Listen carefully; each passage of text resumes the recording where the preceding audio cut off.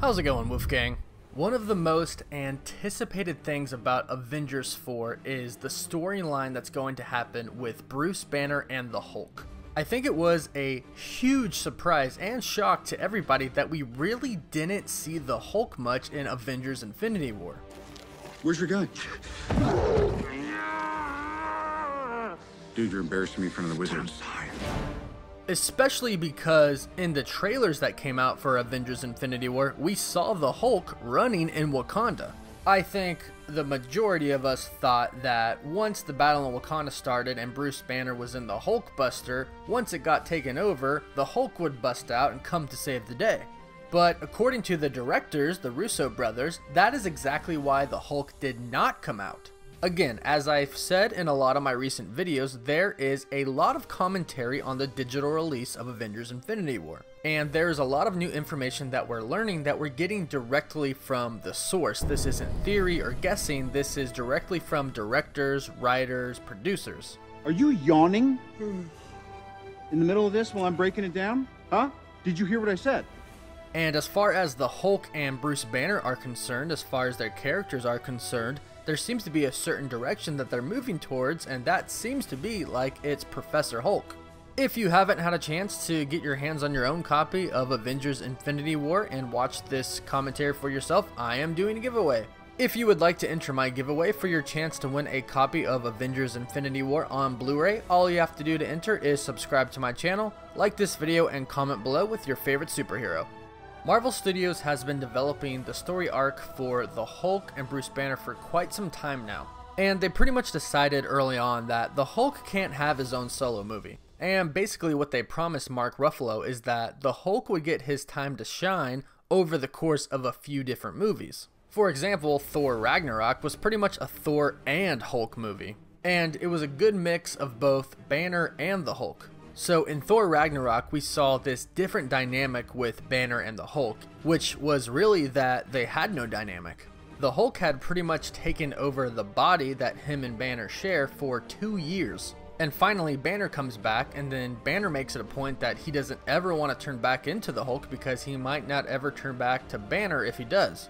But of course, at the end of Thor Ragnarok, they need the Hulk. So the Hulk comes to the rescue.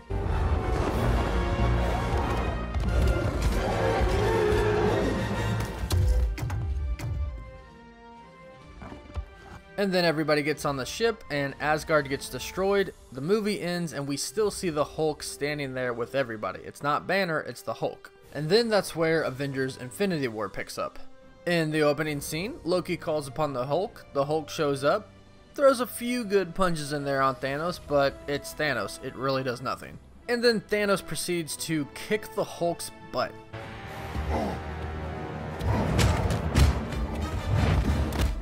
And then for the rest of the movie, we have Banner, and the Hulk refuses to come out. And for a really long time, pretty much everybody thought that the reason the Hulk wouldn't come out is because he was afraid. Afraid of Thanos, afraid to face him again.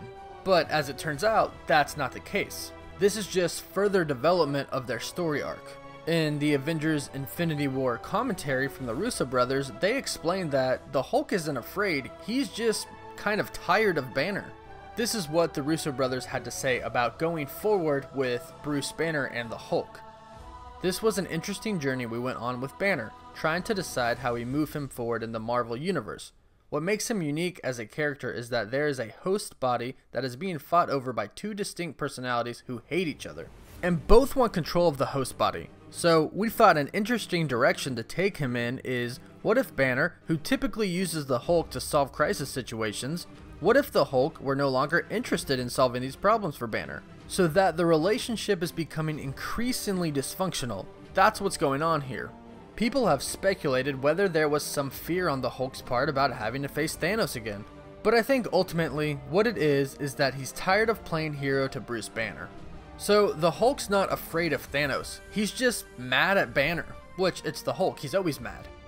Can't go around throwing shields at people. Could have killed me. I know, sorry, I just get so angry all the time. Always angry. But what does that mean now for the story arc of Banner and the Hulk? Well, we have this official concept art for Avengers 4 that was released, and it shows the Hulk. It's not Banner, it's the Hulk.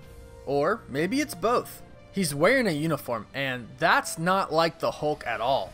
This implies that the Hulk was calm enough and willing to comply with the Avengers to put this uniform on.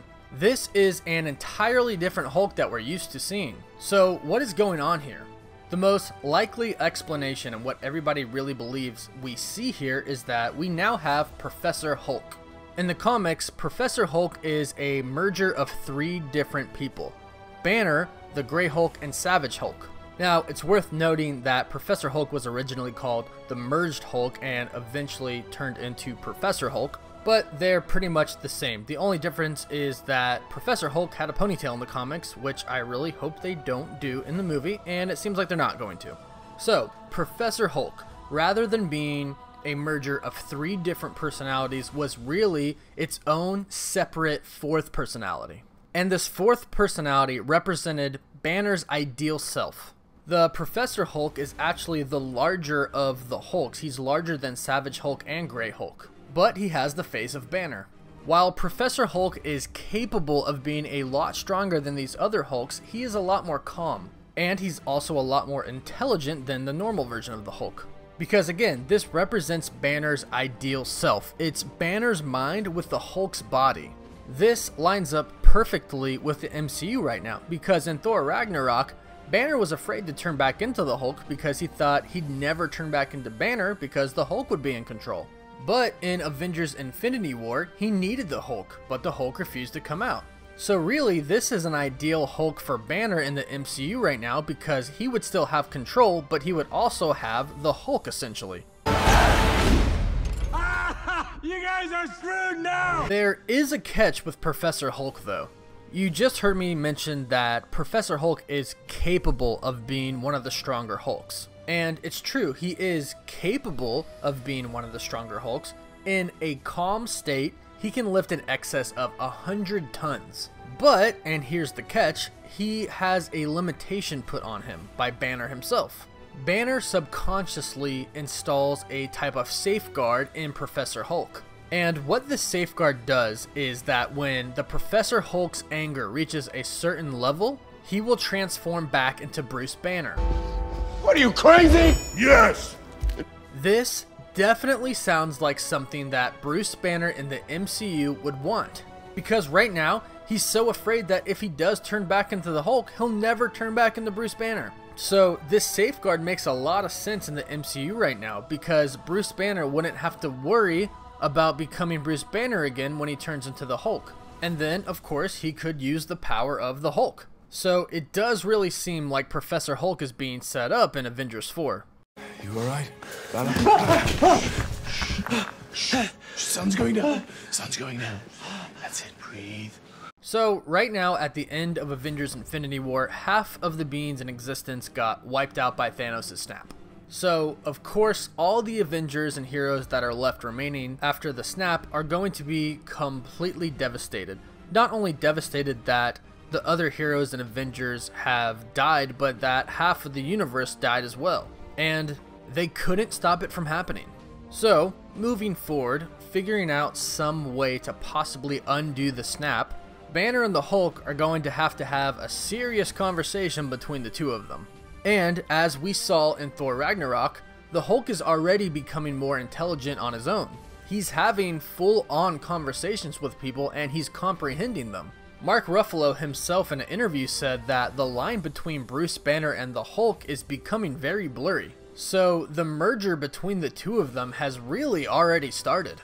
So in this conversation that Banner will have with the Hulk, I think what the end result will be is a compromise between the two of them.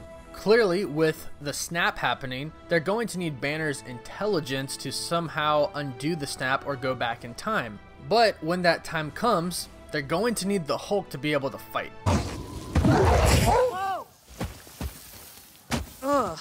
And I think when that time comes, we'll get Professor Hulk.